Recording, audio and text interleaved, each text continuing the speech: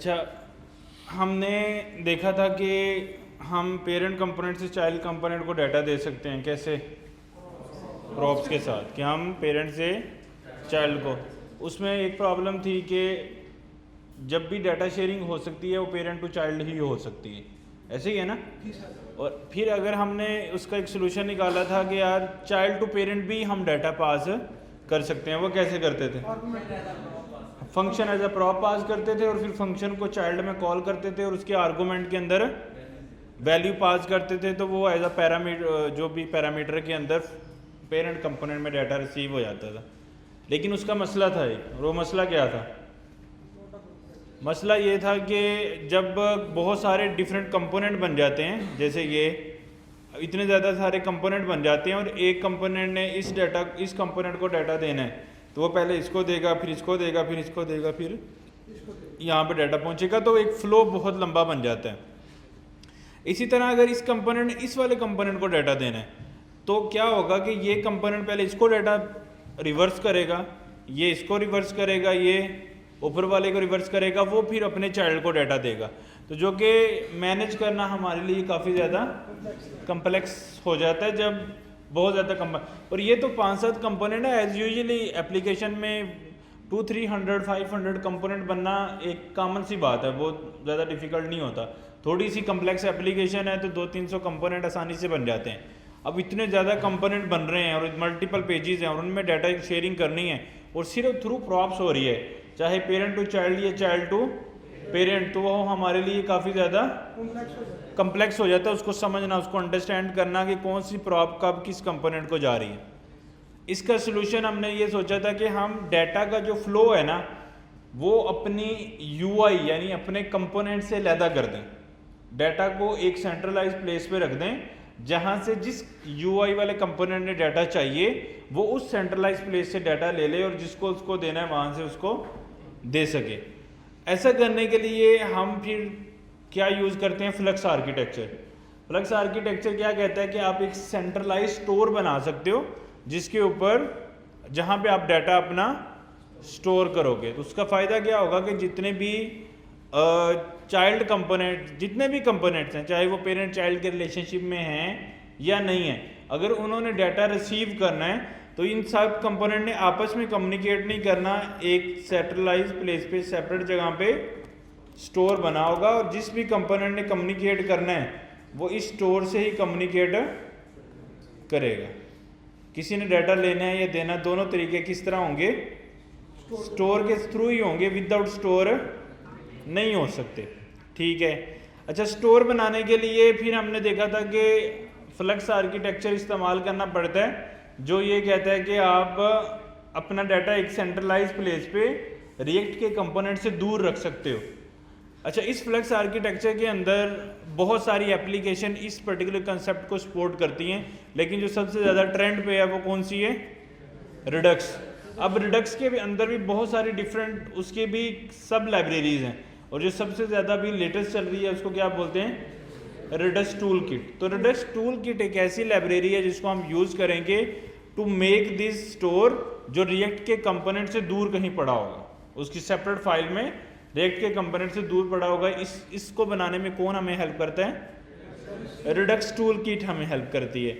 इतनी बात हमें समझ आ गई कि हम सेपरेटलाइज स्टोर बनाना है तो रिडक्स टूल किट का सहारा लेना पड़ेगा। उसके अलावा रिडक्स के अलावा और भी लाइब्रेरीज हैं, जिसमें जस्टेंड है, जोतोई है, ये लाइब्रेरीज भी सेम, इनका भी एक ही गोल है, to make the data flow from one particular centralize store, कि एक सेंट्रलाइज स्टोर बना के सारी कम्युनिकेशन कहाँ से होनी चाहिए?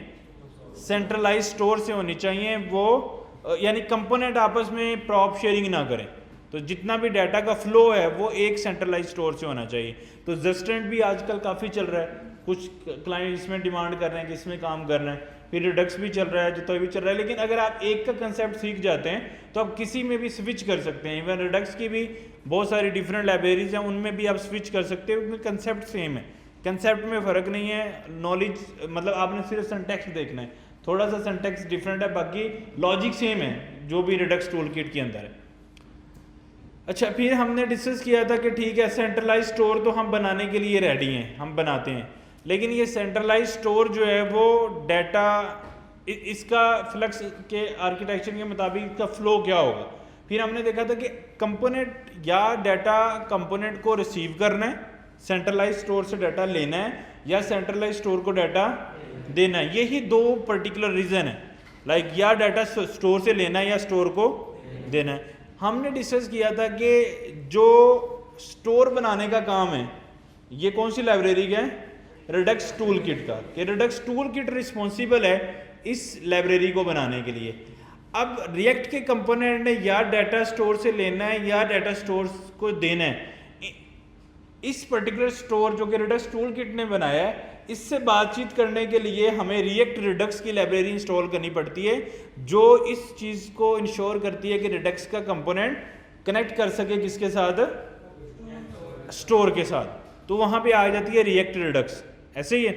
फिर हमने ये देखा था कि जब भी रिएक्ट के कंपोनेंट ने स्टोर से डाटा रीड करना है तो ये बहुत इजी है। कैसे, हम एक पर्टिकुलर हुक यूज़ करते हैं जिसको क्या बोलते हैं, यूज सिलेक्टर। यूज सिलेक्टर की हुक में से हम अपने स्टोर में किसी भी पड़े हुए बॉक्स में से डाटा रीड कर सकते हैं आसानी से। उसके लिए हमें क्या यूज़ करना पड़ता है, तो जिस भी कंपोनेंट में डाटा चाहिए तो वो क्या करेगा, सिंपली यूज सिलेक्टर, और फिर यूज सिलेक्टर के पैरामीटर में एक कॉल बैक फंक्शन पास करके हम बताते हैं उसको कि आपने कौन सा पर्टिकुलर स्टोर गेट करना है, और उस स्टोर में कौन सा, लाइक स्टोर में से कौन सा आपने शेल्फ यूज़ करना है और उसके अंदर कौन सा आपने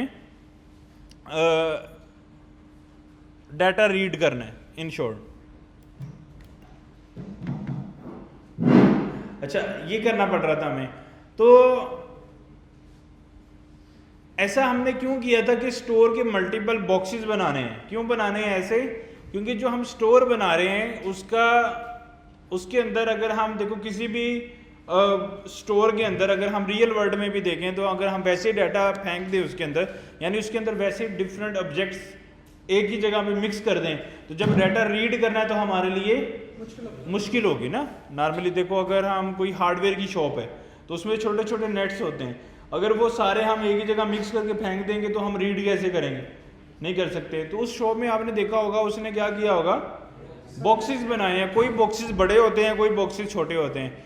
क्यों, क्योंकि हो सकता है किसी में डाटा किसी में थोड़े नेट्स रखने हैं, किसी में बड़े साइज के या बड़े नेट्स रखने हैं, तो उसकी साइज हम बड़ा रख सकते हैं। तो सेम उसी पैराडाइम के अंदर रिडक्स का स्टोर भी काम करता है। तो कुछ हमारे पास यहाँ पे छोटा एक स्टोर को जब हम डिवाइड करते हैं तो कुछ छोटी स्लाइसिस बना सकते हैं, यानी छोटे डिब्बे बना सकते हैं, और कुछ बड़े डिब्बे बना सकते हैं। और इस चीज़ का कैसे हमें पता लगता है कि कौन सा छोटा साइज का स्लाइस है, कौन से बड़े साइज का, उसमें नंबर ऑफ कीज कितनी स्टोर है। जितने ज़्यादा उसमें नंबर ऑफ कीज होंगी वो उतना बड़ा ज़्यादा हमारे पास स्लाइस होगा। अच्छा, अब हमने एक स्टोर बना लिया, उसके बॉक्सेस डिफाइन कर लिए, उन बॉक्सेस में कीज डिफाइन कर ली, यानी डाटा रख दिया। तो अब रीड करना है, अब किसी भी कंपोनेंट ने रीड करना है तो वो आसानी से कर सकते हैं रिएक्ट रिडक्स की लाइब्रेरी में से यूज सिलेक्टर की हुक इंपोर्ट करके। उस यूज सिलेक्टर की हुक में उसको बस इतना बताना है कि इतने बड़े स्टोर में से, पूरे स्टोर में से किस पर्टिकुलर डिब्बे में से कौन सी की उसने रीड करनी है। अच्छा, इसमें एक खूबसूरती है कि जब हम एक दफ़ा इसमें से कोई डाटा रीड कर लेते हैं तो अगर उस पर्टिकुलर डिब्बे में वो डाटा दोबारा चेंज होता है तो क्या होता है, जो कंपोनेंट ने उस डाटा को रीड किया होगा वो कंपोनेंट का यूज सिलेक्टर ऑटोमेटिकली दोबारा चल जाएगा। लाइक अगर हमारे स्टोर के डिब्बे के अंदर जो की पड़ी है वो चेंज हो गई और उस कीज को 5 कंपोनेंट ने रीड किया हुआ है तो क्या होगा, 5 के 5 कंपोनेंट दोबारा री-रेंडर हो जाएंगे, दोबारा चलेंगे। ये यूज सिलेक्टर हमें फैसिलिटी देता है। जिस तरह यूज स्टेट है ना, कि जैसे सेट स्टेट करते हैं तो क्या होता है, कंपोनेंट री-रेंडर हो जाता है, कंपोनेंट रिटर्न दोबारा चल जाता है। तो इसी तरह यूज सिलेक्टर भी बिल्कुल यूज स्टेट की तरह, जैसे ही चेंज आएगा तो क्या होगा, री-रेंडरिंग हो जाएगी। तो इसका मतलब है कि हमें ये परेशानी भी नहीं है कि स्टोर में अगर वैल्यू चेंज हो रही है तो हमें लेटेस्ट डाटा कैसे मिलेगा। वो तो यूज सिलेक्टर एक सब्सक्राइबर की तरह काम कर रहा है, उसने एक डाटा को सब्सक्राइब कर लिया है। तो अब जब भी चेंज आ रहा है अब उसकी रिस्पॉन्सिबिलिटी है कि वो उसको दोबारा रन कर दे, दोबारा चला दे। तो डाटा को रीड करना स्टोर से कोई मसला नहीं है। 2 कंपोनेंट हैं, 3 कंपोनेंट ने डाटा रीड करना है स्टोर से, वो आसानी से हो सकता है। उसके लिए हमें क्या चाहिए? यूज सिलेक्टर चाहिए। अच्छा, यूज सिलेक्टर को चलाने के लिए हमें पहले जितनी भी हमारी एप्लीकेशन है ना, उसको हमें रैप करना पड़ता है किसके अंदर? इस पूरी अपनी रिएक्ट की एप्लीकेशन को किस में रैप करते हैं हम? स्टोर प्रोवाइडर में। तो स्टोर प्रोवाइडर भी हमें कहां से मिलता है? जब भी रिएक्ट के कंपोनेंट ने रिडक्स से बात करनी है तो वो सारे काम किससे होंगे? रिएक्ट रिडक्स से होंगे। तो रिएक्ट रिडक्स से हमें स्टोर प्रोवाइडर मिल जाएगा, उसको हम कहां पे लगा देंगे? अपनी पूरी एप्लीकेशन को उसके अंदर रैप कर देंगे। तो रूट लेवल वाले किसी कंपोनेंट में उसको लगा देंगे। जब एक दफा प्रोवाइड कर देंगे स्टोर, तो क्या होगा? फिर कोई भी कंपोनेंट ने डाटा रीड करना है तो कैसे करेगा? यूज सिलेक्टर की हुक यूज करेगा तो वो डाटा रीड कर लेगा। यहां तक किसी को कोई कन्फ्यूजन हो? जब तक हम थ्योरेटिकली कंसेप्ट को नहीं समझेंगे, प्रैक्टिकली कोड समझ में नहीं आ सकता। ये चीज को अंडरस्टैंड करो। आप लोगों ने एकदम फोकस होकर समझना है कि ये क्या साइंस है। साइंस ये थी, हमने शुरू किया भाई कंपोनेंट आपस में डाटा शेयरिंग ना करें, सेंट्रलाइज ले जाओ। अब सेंट्रलाइज से डाटा रीड करना है तो हमें उस स्टोर को पहले अपने पूरी एप्लीकेशन को प्रोवाइड करना है प्रोवाइडर कंपोनेंट के थ्रू। उस प्रोवाइडर कंपोनेंट को क्या देना है, या प्रोवाइडर टैग को क्या देना है? स्टोर। कि जो हमारा स्टोर है वो प्रोवाइडर को देंगे तो वो पूरी एप्लीकेशन में क्या कर देगा? प्रोवाइड कर देगा। अब किसी भी कंपोनेंट ने स्टोर से कोई डाटा रीड करना है तो कैसे करेंगे? यूज सिलेक्टर एक अपने फंक्शन है, एक पैरामीटर के अंदर कॉल बैक लेगा, यानी एक और एरो फंक्शन लेगा। उसमें हम डिफाइन करेंगे कि पूरे स्टोर में से किस पर्टिकुलर शेल्फ में या स्लाइस में से कौन सी की को रीड करना है। अगर आप पूरे स्टोर को रीड कर लोगे तो डाटा तो फिर भी मिल जाएगा, लेकिन मसला क्या होगा? अगर स्टोर में से कुछ भी चेंज हुआ तो क्या होगा? कंपोनेंट री रेंडर हो जाएगा, चाहे वो डाटा उस कंपोनेंट में आप दिखा रहे हो या। तो इसका मतलब है कि कंपोनेंट में जो डाटा नजर आ रहा है या जो हम यूज कर रहे हैं, सिर्फ वो वाला नेस्टिंग में जाके डाटा आपने यूज सिलेक्टर से रीड करना है। अगर आप पूरा स्टोर रीड कर लोगे तो क्या होगा? जितनी दफा स्टोर चेंज होगा सारे का सारा कंपोनेंट क्या होगा?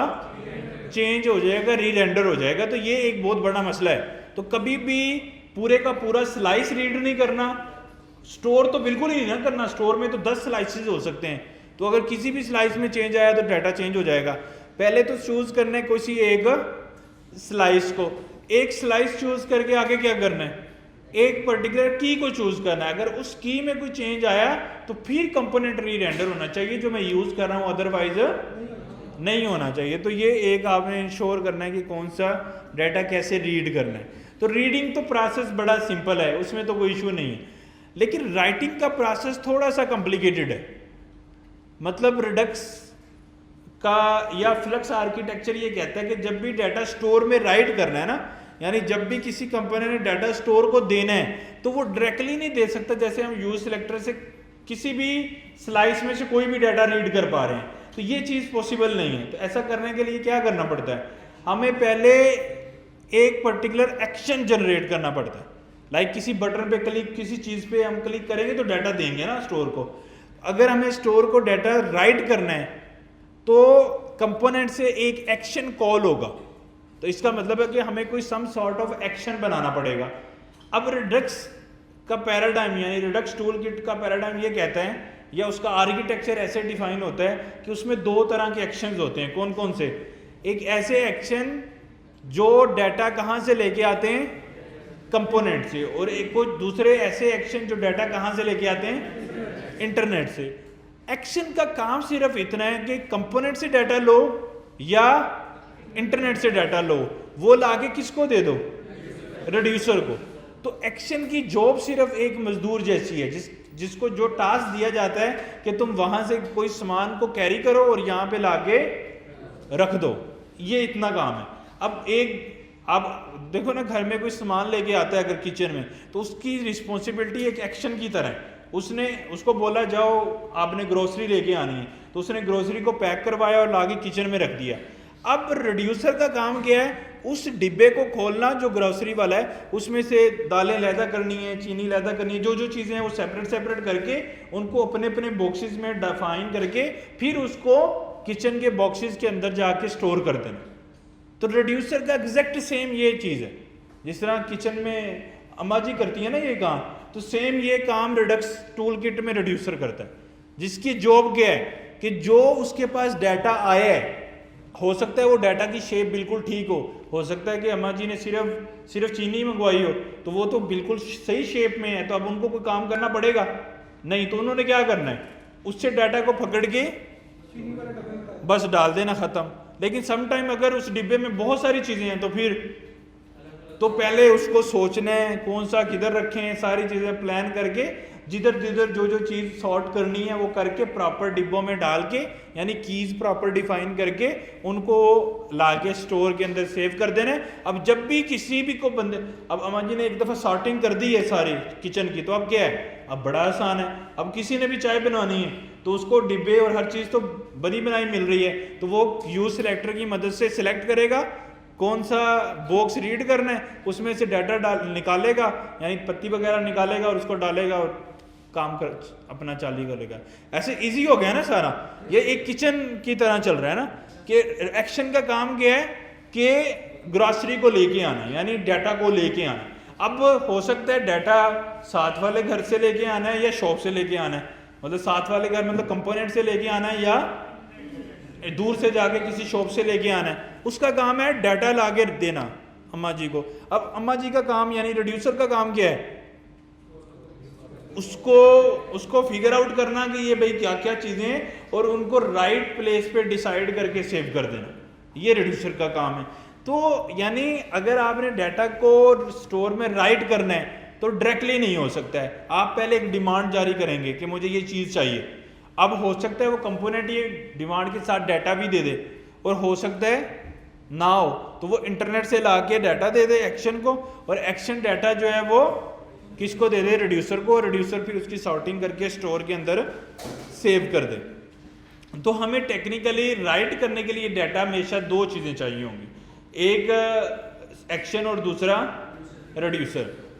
अब एक्शन है दो तरह के, या वो इंटरनेट से डाटा लेने वाले हैं या वो कंपोनेंट से डाटा लेने। अगर तो कंपोनेंट से डाटा लेने वाले हैं तो फिर हमें एक्शन को सेपरेट डिफाइन नहीं करना पड़ता, फिर क्या करना पड़ता है, जो स्टोर के अंदर हम एक स्लाइस बना रहे हैं ना, एक डिब्बा बना रहे हैं, उसी डिब्बे का जहाँ पे स्लाइस बनाने का कोड लगते हैं, जहाँ पे डिब्बे का नाम रखते हैं। देखो किचन में इतने सारे बॉक्सेस हैं, तो बॉक्सेस को डिफाइन करना है ना कि इसमें हम वो जो है इसमें पर्टिकुलर वन चीज़, यानी इसमें शुगर है, इसमें सॉल्ट है, इसमें ये चीज़ है, इसमें वो चीज़, हमने डिफाइन करना है। अगर वो नहीं डिफाइन करेंगे तो कन्फ्यूजन हो जाएगी, तो इसलिए हमने उसको क्या करना है, पहले डिफाइन करना है। तो अब हर डिब्बे का नाम रखना है। तो समझो हमारे पास एक बड़ा सारा स्टोर है, यानी ये हमारे पास एक अदद जो है वो स्टोर है पूरा। उस स्टोर के पहले क्या करने हैं, हिस्से करने हैं। तो समझो हम इस तरह से हिस्से करते हैं। अब ये जो बॉक्स का हमने बॉक्स बनाया है, इसका नाम रखना पड़ेगा।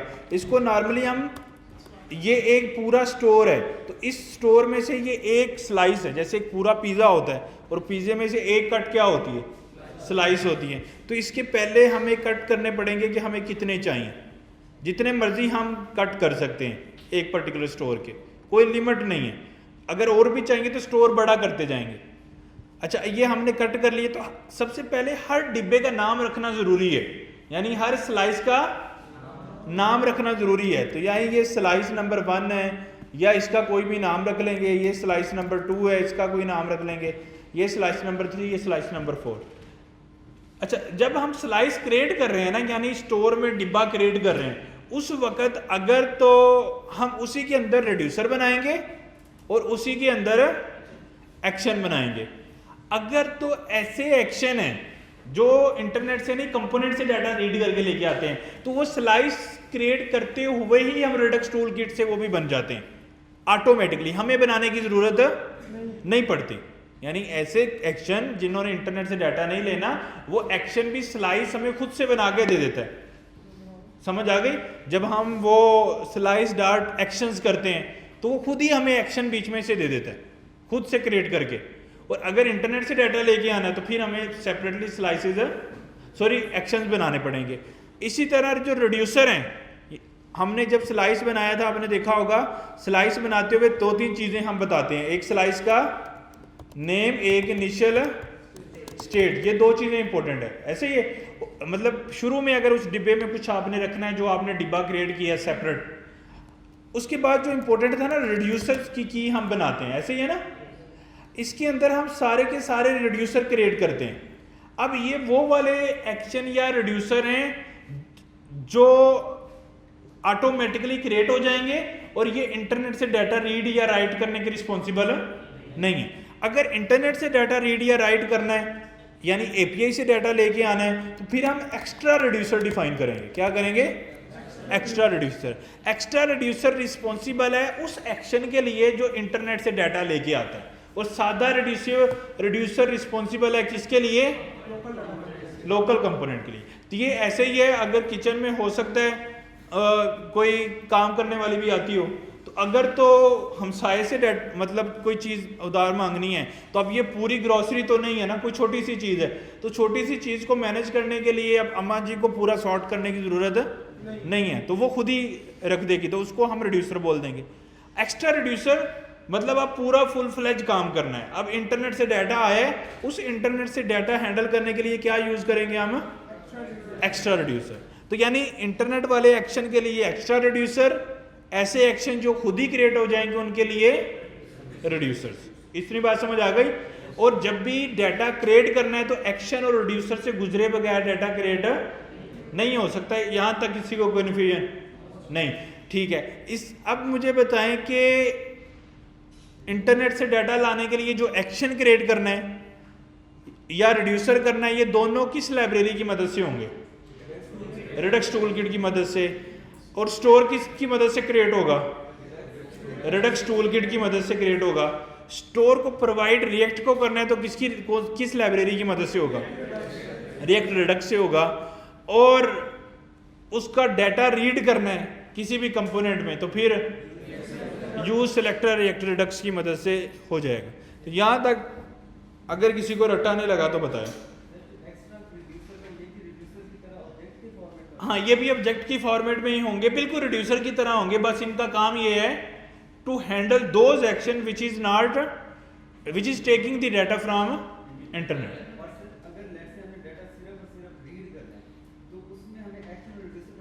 उसमें जरूरत नहीं है, लेकिन वो ऐसी एप्लीकेशन बन ही नहीं सकती ना। देखो ना, जिसमें डाटा, कभी ऐसी एप्लीकेशन देखी है जिसमें डाटा राइट ही ना होता हो, सिर्फ रीड होती है? नहीं, देखो वेदर का डाटा भी तो इंटरनेट से आता है ना, नहीं समझे? वो डाटा, वो तो यही तो हम डिस्कस कर रहे हैं, वो इंटरनेट वाला एक्शन बनेगा उसके लिए, यानी एक्स्ट्रा एक्शन बनेगा ना इंटरनेट की एपीआई। वेदर का डाटा तो देखो, मैंने वेदर की यूआई बना ली है, तो यूआई बनाई कंपोनेंट के अंदर, अब उस पर डाटा तो नहीं है। अब वो उसने एक्शन कॉल किया डाटा लेके आओ, तो वो डाटा कौन लेके आएगा? एक्शन लेके आएगा। कहाँ से? एपीआई से। तो वो तो राइट हो गया ना। स्टोर में तो वो डाटा नहीं है, वो तो आना इंटरनेट से, तो इंटरनेट से आएगा तो स्टोर में रखना है, तो राइट हो गया ना। तो राइट करने के लिए एक्शन रिड्यूसर करना पड़ेगा यूज। जब भी राइट करना है तो एक्शन रिड्यूसर है, जब भी रीड करना है तो कोई एक्स्ट्रा काम नहीं है, यूज सिलेक्टर बस। और एक्शन को कॉल करने के लिए रिएक्ट के कंपोनेंट में वो हम डायरेक्टली नहीं कर सकते, क्योंकि क्यों नहीं कर सकते? रिएक्ट के कंपोनेंट को कैसे पता लगेगा ये सादा फंक्शन है या एक्शन है? देखो, सादा फंक्शन और एक्शन में फर्क होना चाहिए ना, उसको समझाने के लिए कि भाई ये सादा फंक्शन नहीं है, ये क्या है? एक्शन है। तो हमें क्या यूज करना पड़ता है? Use dispatch. क्या करना पड़ता है? यूज डिस्पैच के अंदर अगर आप फंक्शन कॉल करोगे तो उसको समझ आ जाएगी ये क्या है, एक एक्शन है। अगर उसके बगैर कोई भी फंक्शन कॉल करते हो तो वो एक सादा जावास्क्रिप्ट या टाइपस्क्रिप्ट का क्या है? फंक्शन है। यहां तक किसी को कोई मसला हो पूरे कंसेप्ट के अंदर, कोई थॉट, कोई कंफ्यूजन आ रही हो कि ये इसका क्या मतलब है, उसका क्या? अब हमें सबसे पहला काम, चूंकि स्टोर है सेंट्रलाइज प्लेस पे, तो स्टोर रिएक्ट के कंपोनेंट के अलावा बिल्कुल बन सकता है या नहीं? उसके अंदर स्लाइसेस रिएक्ट के कंपोनेंट्स के अलावा बन सकती हैं या नहीं? बन सकती हैं। तो पहला काम हम क्या करते हैं? बैठ के स्टोर बनाते हैं। अब सोर्स के अंदर आपको पता है कि फोल्डर स्ट्रक्चर बनाने का तरीका, चूंकि हमने नई एप्लीकेशन बनाई है तो वो दोबारा बनाना पड़ेगा हमें। तो क्या क्या होता है पेजेस के अंदर, एप्लीकेशन को सबसे पहले डिवाइड किस में करते हैं, पेजेस में, वो कर लिया। फिर कंपोनेंट चाहिए, जो छोटे छोटे कंपोनेंट्स बनाने होते हैं। फिर नेविगेशन या राउटिंग चाहिए, ठीक है, और स्टोर चाहिए जो बिल्कुल सेंट्रलाइज प्लेस पे है। और अगर कोई कांस्टेंट डाटा है तो कांस्टेंट डाटा है तो वो हो गया। उसके अलावा एसेट्स, अगर कोई एसेट्स हैं तो वो आ गए। अच्छा, स्टोर क्रिएट करने के लिए फिर मुझे क्या करना पड़ेगा? अब ये रिएक्ट का कंपोनेंट तो नहीं है, तो एस बड़ा रखूं या छोटा? छोटा। Store dot JS. अच्छा, उसके अंदर अब स्टोर बनाना है तो किस तरह बनाएं? Configure store. वो कहाँ से आएगा? लाइब्रेरी से। तो लाइब्रेरी को फिर पहले क्या करना पड़ेगा? इंस्टॉल करना पड़ेगा। तो उसको करने के लिए हम सिंपली क्या करते हैं, इंस्टॉल कर लेते हैं npm इंस्टॉल या pnpm इंस्टॉल रिडक्स कर सकते हैं, इशू नहीं है। रिडक्स टूल किट ऐसे ही है ना उसका, है रिडक्स के बाद जेएस भी आएगा और टूल के बाद ये ऐसे ही फॉरवर्ड स्लैश है ना बीच में। अच्छा, ये इंस्टॉल हो रही है रिडक्स टूल किट। उसके बाद क्या करना है? इंस्टॉल रिएक्ट रिडक्स इंस्टॉल करनी है। तो ये हो जाए तो फिर रिएक्ट रिडक्स भी इंस्टॉल कर लेते हैं। pnpm इंस्टॉल या कर ये हो ही जाए।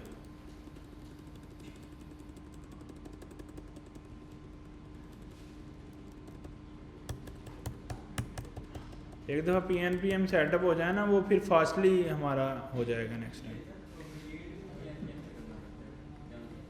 हैं?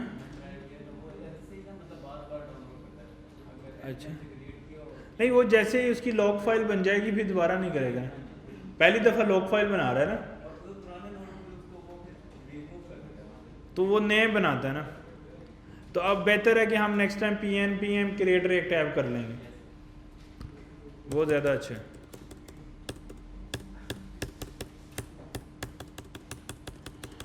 अच्छा जी, ये इतना क्रिएट हो जाएगा तो हमें क्या करना पड़ेगा? इंपोर्ट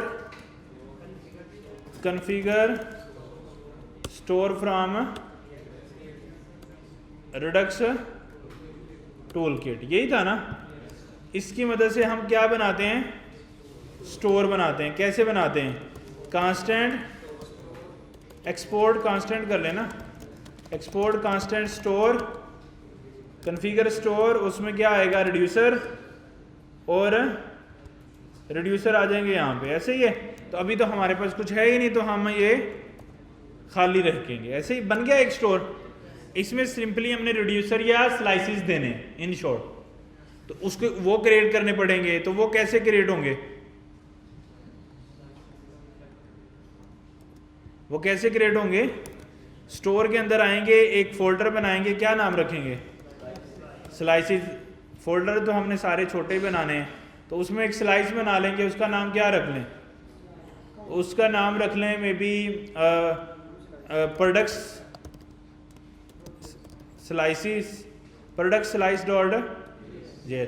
देखो, जो हमने स्लाइसिस बनाने हैं ना, ये फीचर वाइज बनाने हैं, ये कंपोनेंट वाइज नहीं बनाने। यानी मेरी एप्लीकेशन ई कॉमर्स की है तो उसमें यूज़र की ऑथेंटिकेशन, लॉगिन, साइन अप, वो हम एक ही स्टोर में रखेंगे। तो यानी उसका एक ही स्लाइस बनाएंगे, उसको और स्लाइस बोल देंगे।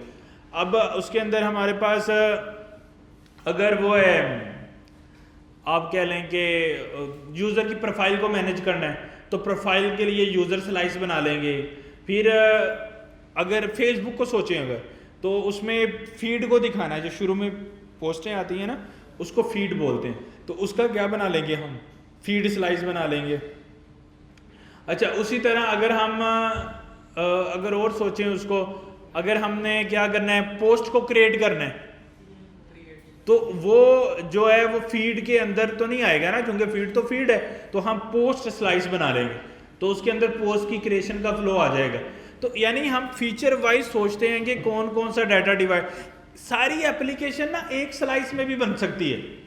देखो स्टोर एक, ये सारा हॉल क्या है, एक स्टोर है, तो इसी हॉल में ऐसे भी तो चीज़ें फेंक सकते हैं, जितनी मर्जी रखते जाएं, जितनी कितनी स्पेस है, हज़ारों चीज़ें आ जाएंगी यहाँ पे, लेकिन उसका नुकसान क्या होगा, अंडरस्टैंडिंग हमारे लिए, अंडरस्टैंडिंग। और फिर अगर थोड़ा सा भी डाटा चेंज हुआ फिर कंपोनेंट री रेंडर होंगे, तो इसलिए हमें लैदा करना पड़ता है। तो लैदा हमें यानी कितने स्लाइसिस बनाने हैं, ये डिपेंड करता है कि एप्लीकेशन किस तरह की बना रहे हैं आप। जब मैंने फेसबुक की एग्जांपल दी, जो शुरू में पोस्टें नज़र आती हैं उसके लिए फीड स्लाइस बन गया, पोस्ट क्रिएट करने के लिए पोस्ट स्लाइस बन गया, उसके अलावा हाँ लॉगिन साइनअप के लिए ओथ स्लाइस बन गया, प्रोफाइल मैनेजमेंट के लिए प्रोफाइल स्लाइस बन गया या यूज़र स्लाइस बन गया। तो यानी हमने इस तरह से अपनी एप्लीकेशन को डिवाइड कर लिया। अब व्हाट्सएप की एग्जांपल लें, तो व्हाट्सएप में जो चैट्स हैं या मैसेजेस हैं, तो चैट को हैंडल करने के लिए चैट स्लाइस बन गया, सही है। फिर ऑडियो कॉल को हैंडल करने के लिए ऑडियो स्लाइस बन गया, या हम उसको कॉल स्लाइस भी बोल सकते हैं, ऑडियो वीडियो दोनों उसमें हैंडल कर लें। फिर स्टेटस मैनेज करने के लिए स्टेटस स्लाइस बन गया। फिर यानी एक CRUD है ना, उस जैसे स्टूडेंट ऐप मैनेज करनी है, तो स्टूडेंट का क्रिएट रीड राइट, ये चारों एक CRUD का एक ही स्लाइस बनता है, ये आपने याद रखना है। यानी हमने स्टूडेंट ऐप बनाना है तो स्टूडेंट स्लाइस, बस स्टूडेंट क्रिएट करने वाला भी उसी से हैंडल करना है, स्टूडेंट अपडेट भी उसी से हैंडल करना है, डिलीट भी उसी से हैंडल करना है। यानी स्टूडेंट क्रिएट स्टूडेंट स्लाइस नहीं बनेगा, या update slice, update student slice. यानी ये एक एक्शन को स्लाइस रिप्रेजेंट नहीं करता, एक फीचर को करता है, एक CRUD को, एक CRUD पूरे को। देखो स्टेटस स्लाइस, अब स्टेटस क्या अपडेट करना, डिलीट करना, राइट करना, स्टेटस के जितने काम है वो सेम स्लाइस में करने हैं।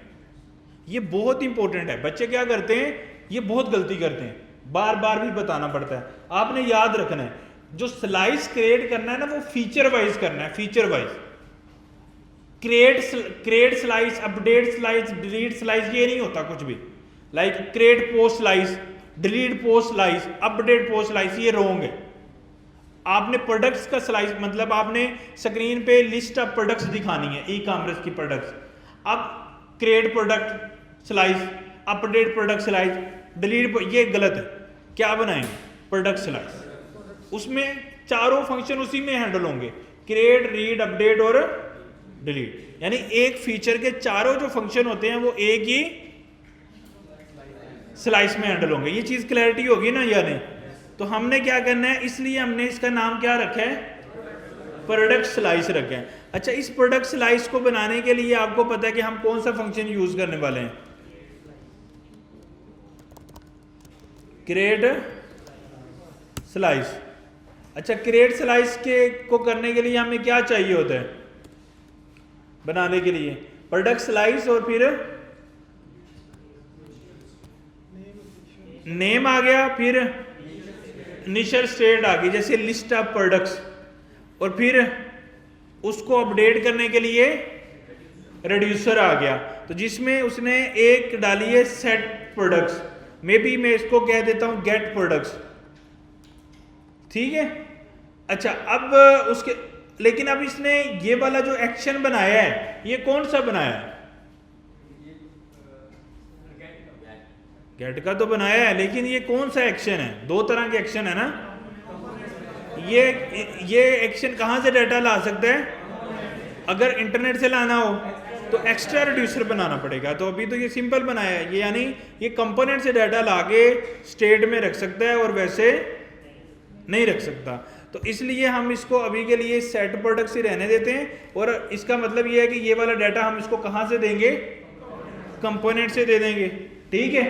अच्छा, वो जो डाटा आएगा वो, ये तो स्टेट है एग्जिस्टिंग स्टेट, और वो डाटा कहां से आएगा, एक्शन डॉट, और वो हमने किस में रख दिया, प्रोडक्ट्स में, और इनिशियली प्रोडक्ट्स क्या सेट की हमने, एम्प्टी स्टेट। इतनी बात समझ आ गई आपको? अब इसमें कितने एक्शन और कितने रिड्यूसर बनाए? एक एक्शन और एक ही रिड्यूसर, और वो किस टाइप का है? कंपोनेंट वाला है, वो इंटरनेट वाला नहीं है। ये सेट प्रोडक्ट्स, ये फंक्शन है ना ये। हाँ, अब ये क्योंकि मैंने बोला था जो कंपोनेंट वाले एक्शन है ना, वो स्लाइस क्रिएट करते हुए कंपोनेंट का एक्शन भी खुद बन जाता है और रिड्यूसर भी, यानी एक्शन भी वही है और रिड्यूसर भी वही है। तो ऐसे एक्शन को बनाने के लिए अब हमने अगर ऐसा एक्शन बनाना है तो ये देखो constant product dot slice dot action में से क्या निकल आया? Set products. हमने ये एक्शन नहीं बनाया ना, लेकिन ये एक्शन क्या हुआ? खुद से बन गया। अब यहां से हम इसको क्या करते हैं, रिड्यूसर भी ऑटोमेटिकली बन गया, प्रोडक्ट स्लाइस डॉट रिड्यूसर। अच्छा, अब हम बनाते हैं इसमें एक्स्ट्रा रिड्यूसर। क्या बनाते हैं? Extra reducer. एक्स्ट्रा रिड्यूसर की भी एक की है, जिस तरह एक सिंपल रिड्यूसर की थी, समझ आ गई? जिस तरह एक सिंपल रिड्यूसर की थी वैसे ही एक्स्ट्रा रिड्यूसर की है। अब इस एक्स्ट्रा रिड्यूसर को ना हमें क्रिएट करना है, मतलब इस एक्स्ट्रा रिड्यूसर के लिए पहले एक्स्ट्रा रिड्यूसर बनाना है, तो पहले कौन सा चाहिए? क्या चीज चाहिए? एक्शन चाहिए। नहीं समझ आई? देखो यहां तो एक्शन रिड्यूसर सेम ही था क्योंकि कंपोनेंट से डाटा लेना था। अब तो इंटरनेट से लेना है, फिर एक्शन भी लहदा बनाना पड़ेगा और रिड्यूसर भी लहदा बनाना पड़ेगा। अब रिड्यूसर तो बनाएंगे एक्स्ट्रा रिड्यूसर में, अब एक्शन कैसे बनाएंगे? और एक्शन बनाने के लिए हम एक और फंक्शन यूज करेंगे, उसको क्या बोलेंगे? Create async थंक। क्या बोलेंगे? क्रिएट एसिंक थंक, जिसका नाम हमने रख दिया फेच प्रोडक्ट्स। क्या रख दिया? अब ये कहां से देखो, ये कितने फेक स्टोर एपीआई से जाके प्रोडक्ट्स लाके किस में रख रहा है? इस पर्टिकुलर एक्शन का हमने इसको कैसे किया? क्रिएट एसिंक थंक एक क्या है? फंक्शन है। अगर आप इस कोड को रिमूव कर दो तो ये क्या है? फंक्शन का जो पहला पैरामीटर है वो क्या है? वो एक्शन का नाम है, और एक्शन का नाम मैंने क्या रखा है? Product forward slash fetch products. और दूसरे पैरामीटर में क्या आ रहा है? एक फंक्शन आ रहा है। उस फंक्शन का काम क्या है? ये हमेशा एसिंक फंक्शन होगा। क्यों? क्योंकि ये तो एक ऐसा फंक्शन है जिसने इंटरनेट से डाटा लेके आना है, तो इंटरनेट से डाटा लेके आने में तो क्या लगता है? टाइम लगता है। तो उसके लिए हमने अवेट फेच की, फेच एक ऐसा फंक्शन है जावास्क्रिप्ट में जिसको हम एपीआई यूआरएल देते हैं या इंटरनेट का यूआरएल देते हैं, उससे वो डाटा लेके आता है। इसको हमने ये वाला यूआरएल दिया, और ये वाला यूआरएल मुझे कहां से मिला? फेक स्टोर एपीआई से मिला। फेक स्टोर एपीआई में आगे गेट ऑल प्रोडक्ट, यहां से ये देखो ये यही यूआरएल है, ये फेच लगा हुआ है सेम, तो सेम ये कॉपी करके हमने कहां पे लगा दिया? यहां पे। ठीक है, उसके साथ हमने इसको वेट वाले सिंटैक्स में शिफ्ट कर लिया। इसमें क्या आएगा? मेरे पास रिस्पॉन्स आ जाएगा। उस रिस्पॉन्स में से मैंने क्या रीड कर लिया? जेसन। तो जेसन किस में चली गई? डाटा में। तो इस यहां से इसने रिटर्न क्या किया? डाटा। अब ये डाटा लेके आ गया, और किसमें? वो ये फेच प्रोडक्ट वाला एक्शन। अब ये वाला डाटा हमने किसको देना है? एक्स्ट्रा रिड्यूसर को। अच्छा, इस एक्स्ट्रा रिड्यूसर को देने का तरीकाकार क्या है? तरीका कार्रवाई ये है कि आप यहां पे कोलन से पहले, जिस तरह यहां पे ये देखो ना, हमने क्या डिफाइन किया था? सादा रिड्यूसर में कोलन डिफाइन किया था, उससे पहले क्या नाम रखा था? Set products. एक एक्शन, मतलब एक एक्शन का नाम रखा था, ऐसे ही है। और उसके आगे हमने एक फंक्शन दिया था जिसका काम क्या था? जो मतलब कंपोनेंट से लाके डाटा हम जिसको स्टेट को सेट करते, यानी ये रिड्यूसर वाला काम हमने यहाँ पे कर लिया था। अब एक्स्ट्रा रिड्यूसर में क्या है? इससे पहले हम ना ये वाला, आपको पता है कि अगर हमें ऑब्जेक्ट की की को डायनामिक रखना हो, वेरिएबल को प्रिंट करना, तो फिर क्या करते हैं हम? मेरे पास एक ऑब्जेक्ट है, ये जावास्क्रिप्ट भी भूल गए हो, तो मेरे पास लेट्स सपोज वेरिएबल है, वेरिएबल में भी डाटा, और उसमें मैंने कुछ भी ये नाम रख दिया। अब इसको मैंने क्या करना है? एक ऑब्जेक्ट में सेट करना है। तो मैं कैसे करूंगा? इस ऑब्जेक्ट के अंदर इसकी की बनानी है, इस नाम से की बनानी है जो इसका वेरिएबल का वैल्यू है। तो कैसे बनाते हैं? स्क्वायर ब्रैकेट डाटा, ऐसे ही है, और अगेंस्ट वैल्यू। तो ये क्या करेगा एक्चुअली, इस डाटा की जगह पे क्या आ जाएगा, इस जगह की AS, यानी ये की किस नाम से बनेगी, ASDF के नाम से। यानी अगर हमें की वैल्यू पे वेरिएबल की वैल्यू प्रिंट करनी है, उस नाम से की बनानी है, तो फिर हमें वेरिएबल यहाँ पे प्रिंट करने पड़ेगा। तो उसकी वैल्यू जो होगी ना, जैसे यहाँ पे मैं भी इसका नाम रख देते हैं ABC, तो ये ABC के नाम से ये ऑब्जेक्ट में क्या हो जाएगी, की बन जाएगी, और वैल्यू तो हमने आगे रखी दी है। तो सेम इसी सिंटैक्स के ऊपर यहाँ पे समझो फिर क्या हो रहा था, इस वेरिएबल के अंदर जो भी वैल्यू पड़ी है उस नाम से क्या हो जाएगी, की बन जाएगी, और उसकी वैल्यू हमने क्या रखी है, एक फंक्शन। अगर आप देखो तो ये सेम एग्जैक्ट वही फंक्शन है जो हमने ऊपर डिफाइन किए, इन दोनों फंक्शन में कोई फर्क नहीं है। इतनी बात समझ आ गई। और ये वेरिएबल हमें मिला, वेरिएबल हम कौन सा यूज कर रहे हैं यहाँ पे, ये देखो ना, हमने ये वेरिएबल बनाया फेच प्रोडक्ट का, यानी जो हमने एक्स्ट्रा एक्शन बनाया था जो कहां से लेके आ रहा था डाटा, इंटरनेट से, उस एक्शन का नाम डॉट फुलफिट करके एक वेरिएबल मिलता है उसमें, उसको यूज करते हुए मैंने की बनाई। ठीक है। अच्छा, अब एक्शन मैंने यहां से रिटर्न करना है, तो वो एक्शन रिटर्न करने के लिए वो हम यहीं पे लगा, जैसे हमने लगा भी दिया एक्सपोर्ट फेच प्रोडक्ट। तो ये वाला एक्शन कॉल होगा तो फिर क्या होगा, इंटरनेट से डाटा आएगा, वो डाटा रिटर्न होगा, वो डाटा फिर कहां पे पहुंचेगा, एक्स्ट्रा रिड्यूसर में, और वो ये वाला फंक्शन चल जाएगा। और इस फंक्शन को चलने में क्या मिल जाएगा, पहले में स्टेट, दूसरे में, यानी जो डाटा यहां से रिटर्न होगा वो मुझे कहां पे मिलेगा, एक्शन के अंदर। तो एक्शन डॉट पेलोड में वो डाटा मिल जाएगा। तो वो हमने डाटा सिंपली यहाँ पे स्टेट डॉट प्रोडक्ट के अगेंस्ट क्या कर दिया, सेट कर दिया या स्टोर कर दिया। अच्छा, नॉर्मली हम क्या करते हैं, पहले कंसोल करवाएंगे फिर हम इसको समझेंगे कि इसका क्या मतलब है, फिर हम ज़्यादा क्लैरिटी आएगी। ये जो पैरामीटर है ना इधर एक्शन, यानी पहले पैरामीटर, हर रिड्यूसर फंक्शन के अंदर दो पैरामीटर होंगे। पहले पैरामीटर में होगी स्टेट, जो कि इस स्लाइस की स्टेट है, इनिशियल स्टेट है, या हम बाद में अपडेट कर देंगे तो अपडेटेड स्टेट है। तो पहले में मिल जाएगी उस स्लाइस में जितनी कीज पड़ी हैं वो वाली, और दूसरे के अंदर हमें जो डाटा चाहे इंटरनेट से आया या चाहे कंपोनेंट जो एक्शन ने दिया है, तो दूसरे में मुझे एक्शन वाला डाटा मिल जाएगा। पहले में स्टेट मिल जाएगी जो स्टोर की उस पर्टिकुलर स्लाइस की स्टेट है, और दूसरे में क्या मिल जाएगी, जो भी डाटा हमने या कंपोनेंट से दिया है या फिर इंटरनेट से आया वो मिल जाएगा। इतनी बात समझ आ गई। तो अभी हम कंसोल वगैरह लगाएं, ये हमने अब पूरा एक बना लिया। अब ये भी देखो कि हमने दोनों चीजें मिक्स की हैं या नहीं।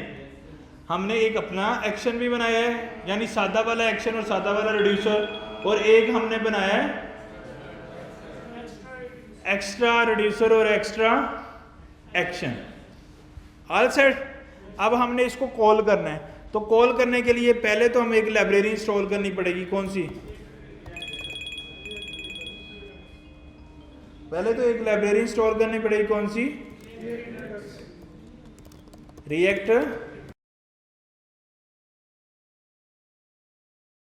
रिडक्स वाली लाइब्रेरी आ गई मेरे पास। अच्छा, अब दोनों चीज़ें हमारे पास कंप्लीट हो गई हैं, दोनों लाइब्रेरीज मेरे पास जो हैं वो आ गई हैं। अब हम क्या करेंगे नेक्स्ट? अब हमारा नेक्स्ट ये टारगेट है कि हमने इस पर्टिकुलर स्टोर को प्रोवाइड, स्टोर तो बन गया है ना, रिड्यूसर बन गया, तो पहले रिड्यूसर को किसको देना है?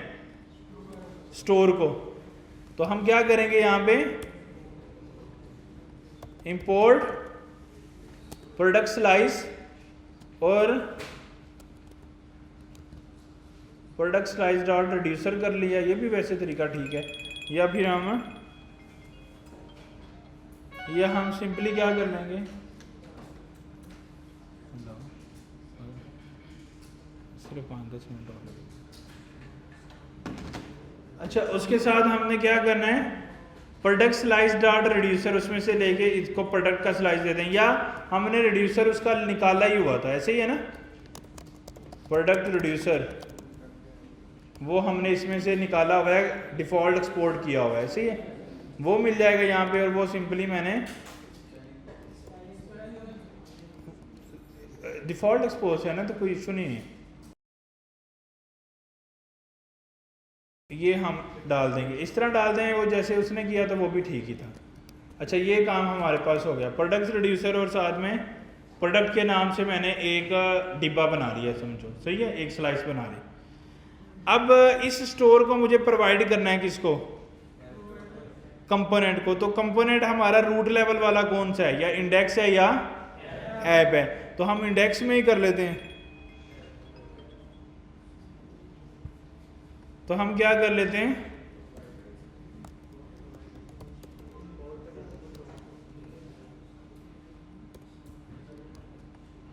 इंडेक्स में इस दफा कर लेते हैं। तो हम इंपोर्ट स्टोर फ्रॉम स्टोर। अच्छा, अब प्रोवाइडर भी लेना है, तो प्रोवाइडर कहां से मिलेगा,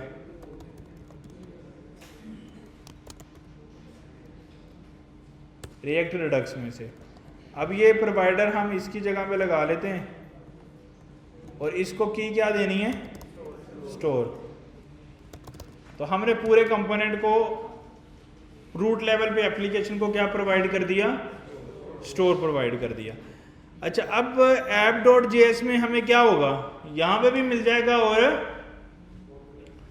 अंदर भी, इसके नीचे जितने भी नेस्टेड जाते जाएंगे वहीं पे मिल जाएगा। तो अभी के लिए हम इसी कंपोनेंट को रीराइट कर लेते हैं फॉर सिंप्लिसिटी। तो ऐप के अंदर ही हम प्रोडक्ट्स को लोड कर लेंगे, या हमें स्टेट मिल जाएगी। लेकिन हम प्रॉपर आप पेजेस और राउटर और वो सारी चीज़ों से करेंगे, अभी हम टाइम बचाने के लिए ऐसे कर रहे हैं। अच्छा, यहाँ से अब हमें एक्शन भी कॉल करना है और डाटा भी ला के क्या करना है, शो करना है। तो हम क्या करेंगे, एक पहले बटन बनाएंगे, उसमें लिखेंगे गेट प्रोडक्ट्स, ठीक है, और फिर प्रोडक्ट्स को रीड भी करेंगे। तो प्रोडक्ट्स को रीड करने के लिए क्या करना पड़ेगा, मुझे यूज सिलेक्टर लगाना पड़ेगा। तो यूज सिलेक्टर पहले लेंगे कांस्टेंट प्रोडक्ट्स, और वो यूज सिलेक्टर, और उसके अंदर एक एरो फंक्शन पास करेंगे, जी पूरा स्टोर मिलेगा, उसमें से store dot product dot products, product नाम रखा था ना हमने उस पर्टिकुलर स्लाइस का, या इसका नाम हम और भी अच्छा कर देते हैं, प्रोडक्ट स्लाइस, ठीक है, ताकि आपको क्लैरिटी आ जाए।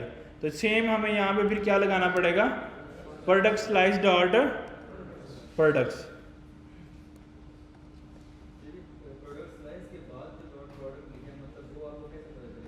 ये देखो ना, मैंने यहाँ नाम रखा है ना प्रोडक्ट्स इनिशियल स्टेट में, तो वही मैंने गेट किया वहाँ पे। तो ये गेट आ गया, लेकिन इनिशियली मेरे पास कोई डाटा ही नहीं है, तो कोई आएगा डाटा नहीं। तो फिर हमने उसके लिए क्या करना पड़ेगा, हम एक्शन कॉल करेंगे। तो अब डाटा मेरे पास तो नहीं है, वो कहाँ से आएगा, इंटरनेट से। तो अब एक्शन कौन सा कॉल करना पड़ेगा, इस वाले बटन पे क्लिक करके ना, पहले हम प्रोडक्ट्स में कंसोल भी लगा लेते हैं, कंसोल डॉट लॉग और प्रोडक्ट्स इन कंपोनेंट, ठीक है, और उसको प्रोडक्ट्स जो हैं वो शो कर देते हैं। अब इस पे हम एक फंक्शन बना लेते हैं, यहाँ पे उसका नाम रख लेते हैं constant on click get products. वो क्या होगा, एक एरो फंक्शन होगा, और वो एरो फंक्शन हम इसके ऑन क्लिक के ऊपर कॉल कर देंगे। अच्छा, अब जैसे ही ये क्लिक होगा, जैसे इस बटन पे क्लिक होगा तो ये फंक्शन चलेगा। अब इसके अंदर हमें क्या करना है, फंक्शन एक्शन चलाना है। तो एक्शन चलाने के लिए हमें क्या चाहिए होगा, यूज डिस्पैच। क्या चाहिए होगा, dispatch equal to use dispatch. अच्छा सॉरी, यूज डिस्पैच, और ये कहाँ से मिलेगा मुझे, रिएक्ट रिडक्स में से। और इसको मैं यहाँ पे सिंपली क्या करूँगा, डिस्पैच, और इसके अंदर हमें अब एक्शन कॉल करना है। तो एक्शन कौन सा है, एक्शन का नाम क्या है? Fetch product, fetch products from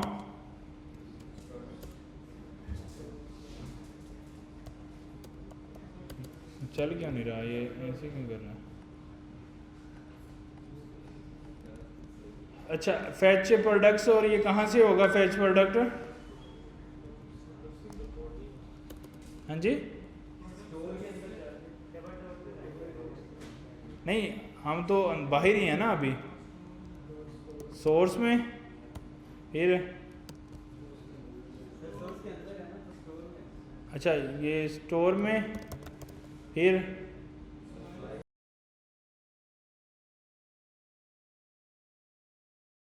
ये सजेशन ही नहीं काम कर रही, क्या है ये? नहीं वो इशू नहीं है, ये वैसे ही लोड करी जा रहा है। या तो हम इसको बंद करके एक दफ़ा दोबारा ओपन करके देख लेते हैं। अब ठीक है, ठीक है। अच्छा, फेच प्रोडक्ट आ गई, तो इसको हम किसके अंदर कॉल करेंगे? डिस्पैच के अंदर। तो ये जैसे ही कॉल होगा, ये वाला फंक्शन कॉल होगा, और ये जैसे ही कॉल होगा तो क्या होगा? ये फेच प्रोडक्ट एक्शन कॉल होगा इंटरनेट से डाटा लेके आने वाला। तो इंटरनेट से डाटा लेके वो रिटर्न करेगा। जैसे रिटर्न करेगा तो क्या चलेगा? ये फेच प्रोडक्ट डॉट फुलफिल्ड, और उस स्टेट में हम क्या रख देंगे? State dot products. और हम यहाँ पे भी लगा लेते हैं console fetch product from in reducer, ठीक है। और इसमें हम लॉग लगा लेते हैं एक्शन डॉट पेलोड, ठीक है। और सेम चीज़ हम एक इधर भी लगा लेते हैं लॉग, ताकि हमें पता लग जाए data in fetch products action, ठीक है। यहाँ पे हमने डाटा लगा लिया, और ऐप में भी हमने कंसोल जो है वो लगाया हुआ है प्रोडक्ट्स इन। अब ये वाली यूज सिलेक्टर शुरू में तो इसको प्रोडक्ट नहीं मिलेगी, ऐसे ही होगा ना।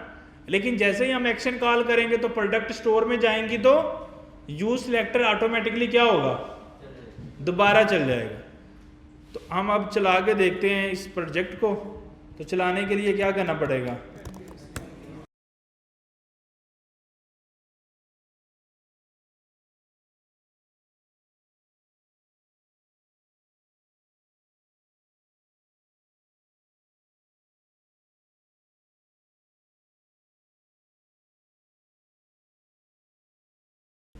ये एक थोड़ी सी चीज़ हमें करनी पड़ेगी, नए वर्जन में शायद ये चीज़ चेंज हो गई थी, तो उसको चेंज कर लेते हैं हम। यहाँ पे होगा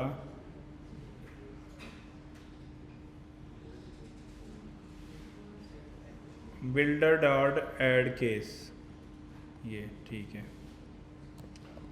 ये हमें करना पड़ेगा, मुझे पहले भी याद आ रहा था कि हमें चेंज करना पड़ेगा। प्रोडक्ट स्लाइस के अंदर आके जिधर एक्स्ट्रा रिड्यूसर लगाया ना, तो वहाँ पे ये चीज़ करने से पहले हमें एक फंक्शन बनाना पड़ेगा बिल्डर, और वो एक्स्ट्रा रिड्यूसर की के सामने एक फंक्शन बन जाएगा। तो समझो ये यहाँ पे हमारा एक फंक्शन बन जाएगा बिल्डर, और उसके अंदर हम केसेस ऐड करेंगे मल्टीपल जितने करने हैं। तो उस केस के अंदर हम हाँ वो हम रखेंगे फ्रिजवुड डॉट ये, और ये वाला एक्शन भी हम अपडेट कर लेते हैं वहाँ पे। थोड़ा सा सिंटैक्स चेंज है, बाकी कंसेप्ट जो है वो सेम है। ये रिमूव कर देते हैं। तो सिंपली हमने क्या किया, एक्स्ट्रा रिड्यूसर के आगे एक फंक्शन कॉल किया बिल्ड, उसके इनपुट में हमें एक पैरामीटर मिल जाता है बिल्डर, तो उसमें हम केसेस ऐड करते जाएंगे। तो बिल्डर डॉट ऐड केस करेंगे तो केस ऐड हो जाएगा। तो ये हो गया। उसके बाद अगर हम देखेंगे तो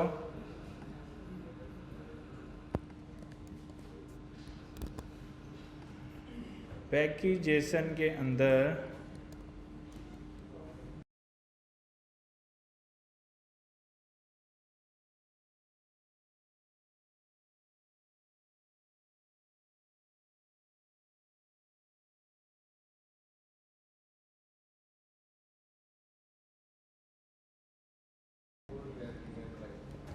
ये कहीं पे यूज़ हो रहा होगा तो वो हमने रिमूव कर दिए। तो ये यूज़ हो रहा था, इसको हम यहाँ से कट कर देते हैं। अच्छा, शुरू में प्रोडक्ट्स कंपोनेंट में क्या आ रही हैं? खाली। अब जैसे एक्शन पे मैं क्लिक करूँगा तो ये देखो कहाँ पे कितनी प्रोडक्ट आ गई, एक्शन के अंदर कितनी आ गई 20, और रिड्यूसर में 20, फिर कंपोनेंट में भी कितनी आ गई 20। तो इंटरनेट से डाटा ला के उसने एक्शन को दिया, एक्शन ने रिड्यूसर को, रिड्यूसर ने कहाँ रख दिया। अभी हमने रीशेपिंग नहीं की, जो डाटा आया सेम हम रखते गए, वो डाटा अब हमारे पास कहाँ पे आ गया है? कंपोनेंट में। क्यों? कंपोनेंट यूज सेलेक्टर लगा हुआ था, तो जैसे स्टेट चेंज हुई उसने डाटा रीड कर लिया। अब इसके ऊपर हम क्या कर देंगे, यहाँ पे लूप चला देंगे। ये रे है ना एक, तो सिंपली इस रे पे क्या चला देते हैं हम? मैप लूप चला देते हैं, ऐप के अंदर ही चला देते हैं। तो यहाँ पे हम आगे क्या लगाएंगे? प्रोडक्ट्स डॉट मैप 1 बाय 1 एक एक प्रोडक्ट मिलेगी।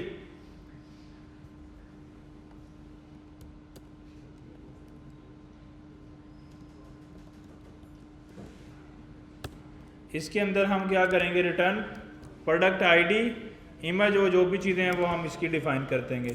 इमेज बहुत बड़ी आ रही है तो उसके ऊपर विड्थ उसकी सेट कर देते हैं, कितनी?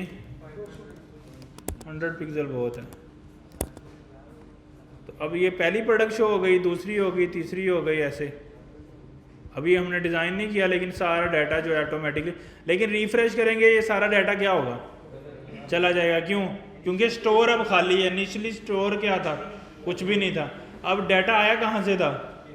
जैसे ही मैंने गेट प्रोडक्ट पे क्लिक किया था, एक्शन कॉल हुआ, एक्शन ने एपीआई से डाटा लीड किया और वो कंपोनेंट में डाटा आ गया। तो अब आप लोगों ने इसको प्रॉपरली डिज़ाइन करना है, इस ई कॉमर्स एप्लीकेशन को। सेम इसी तरह ही है, इंटरनेट से जो एक्शन लेना था वो तो मैंने लिख दिया है पहले ही। अब बाकी के एक्शन कौन से बनने हैं? सादा वाले, लाइक किसी प्रोडक्ट को डिलीट करना है या किसी प्रोडक्ट को अपडेट करना है, वो तो कौन से एक्शन बनने हैं? सादा वाले। मतलब वो इंटरनेट वाले नहीं बनने, एपीआई वाले नहीं बनने, वो सिंपल बनने हैं ना। उसने उसी स्टेट को क्या करना है? Read write. यानी आप यहाँ पे देखो, अगर हमने किसी भी प्रोडक्ट को डिलीट करना है तो हम क्या करेंगे?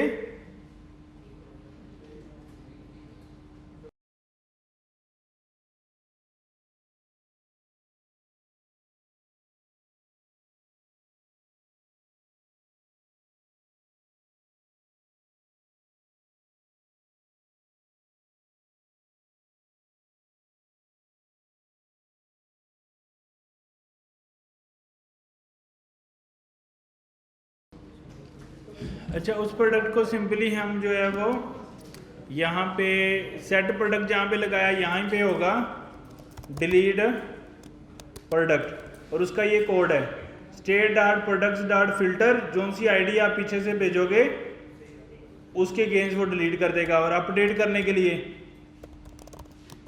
अपडेट प्रोडक्ट, तो वो उस प्रोडक्ट आईडी को जो है वो अपडेट कर देगा।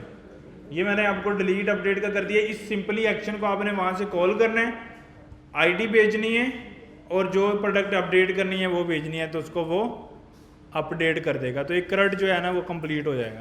तो आपने ये पूरी एप्लीकेशन बनानी है एपीआईज लगा के, डाटा रीड करके रिडक्स के साथ। इसका कोड मैं पुश कर देता हूँ, बाकी फिर आप लोग प्रैक्टिस करके इस वीक में असाइनमेंट कंप्लीट करेंगे।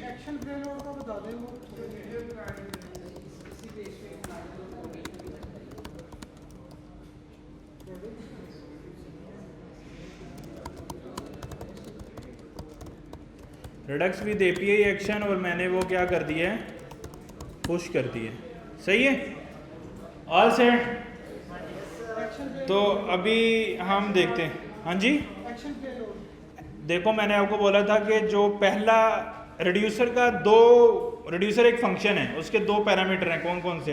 पहले में स्टेट होगी, जो भी स्टोर की स्टेट है, इनिशियल स्टेट या बाद में अपडेटेड स्टेट, और दूसरे में डाटा एक्शन का जो डाटा है तो वो मिलता है हमें एक्शन डॉट पे लोड में। ये फिक्स है, ये की चेंज नहीं कर सकते हम, ये प्री डिफाइंड है।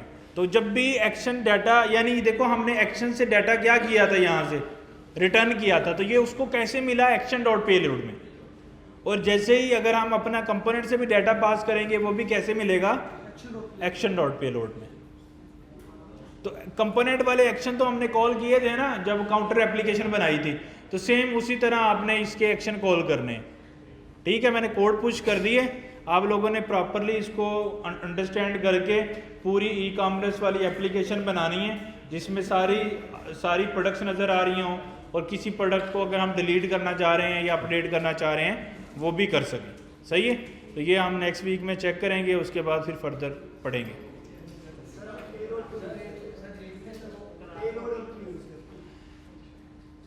एक्शन जो डाटा लेके आता है वो हमेशा पे लोड में आता है। आपने सुना होगा जब एक कंट्री दूसरे कंट्री पे वार के लिए आता है तो वो पे लोड फेंक के जाता है। पे लोड क्या होता है? वजन होता है एक्स्ट्रा।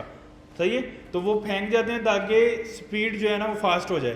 तो एक्शन का काम जो होता है वो डाटा लेके आना होता है, वो डाटा जो आ रहा होता है लेके उसको पे लोड में रखता है। समझ रहे हो? तो एक्शन डॉट पे लोड में आपको वो डाटा मिलेगा जो आपने इंटरनेट से लेके आए हो या कंपोनेंट से लेके आए हो। सही है, तो अभी एथिक्स की क्लास होगी, उसके बाद फिर हम फ्री हैं।